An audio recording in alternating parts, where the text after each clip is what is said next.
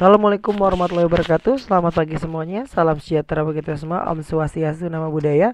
Masih bersama saya Muhammad Abdul Muiz di channel Mams Akuntansi Pajak. Pada kesempatan kali ini saya akan menjelaskan tentang metode depresiasi.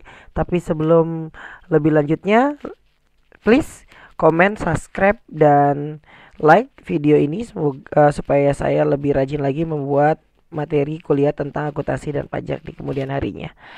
Sebelum mengenal tentang metode depresiasi dari aktiva tetap, saya ingin menjelaskan dulu tentang arti dari penyusutan itu sendiri seperti apa. Penyusutan di sini yang seperti kita ketahui adalah alokasi biaya perolehan atau sebagian besar harga perolehan suatu aset tetap selama masa manfaat aset tetap tersebut. Dengan kata lain, di sini adalah pengurangan dari aktiva tetap karena dipakai. Selain dipakai juga akan mengakibatkan keausan teknis, keausan ekonomis. Contohnya keausan ekonomis itu misalkan usang dan lain-lain, sehingga nilainya makin lama makin berkurang. Pengurangan inilah yang disebut dengan depresiasi. Depresiasi aktiva tetap selalu dicatat pada setiap akhir tahun. Kenapa demikian?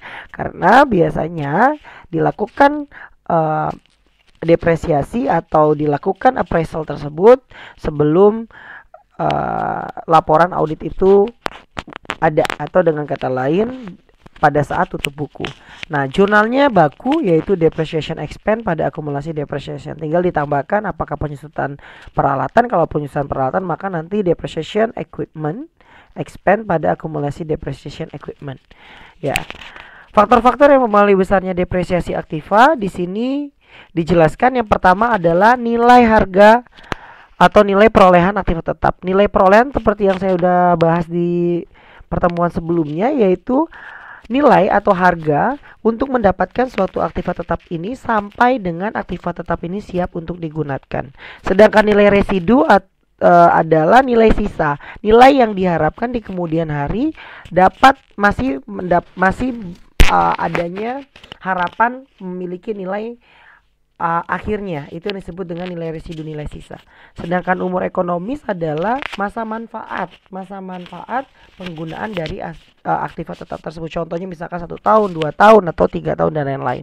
Sedangkan metode penyusutan ini adalah metode yang digunakan untuk menghitung penyusutan si aktiva tetap setiap tahunnya. Metodenya banyak, nanti saya akan menjelaskan. Salah satunya adalah yang pertama adalah straight line method atau metode garis lurus. Yang kedua adalah dengan aktivitas produksi, metode aktivitas produksi. Yang ketiga adalah dengan menggunakan decrease charge method. Ya, salah satunya adalah sum of the years digit atau jumlah angka tahun. Yang kedua adalah declining balance method atau yang disebut dengan menurun ganda. Yang keempat adalah special depreciation method, yaitu adalah group and composite method.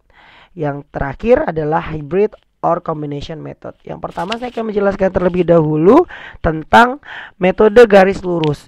Metode garis lurus di sini adalah yang paling sederhana. Kenapa demikian? Karena rumusnya gampang di sini, yaitu harga perolehan dikurangi nilai residu dibagi umur ekonomis, atau cost dikurangi dengan salvage value dibagi dengan useful life. Nah, di mana di sini caranya itu setiap tahunnya itu pasti sama, bebannya itu jumlah beban penyusutan itu sama setiap tahunnya, tidak berubah. Nah, contohnya di sini bisa saya gambarkan. Dibeli sebuah kendaraan dengan nilai perolehan 160 juta. Harga residu atau nilai residu, nilai sisanya diharapkan di kemudian hari adalah 10 juta. Umur ekonomis itu 5 tahun. Saya jelaskan lagi tentang nilai residu, maksudnya seperti ini. Di kemudian hari, nilai kendaraan tersebut ketika sudah habis masa manfaatnya itu 5 tahun, maka masih diharapkan memiliki nilai 10 juta gitu loh. Itu yang disebut dengan nilai residu.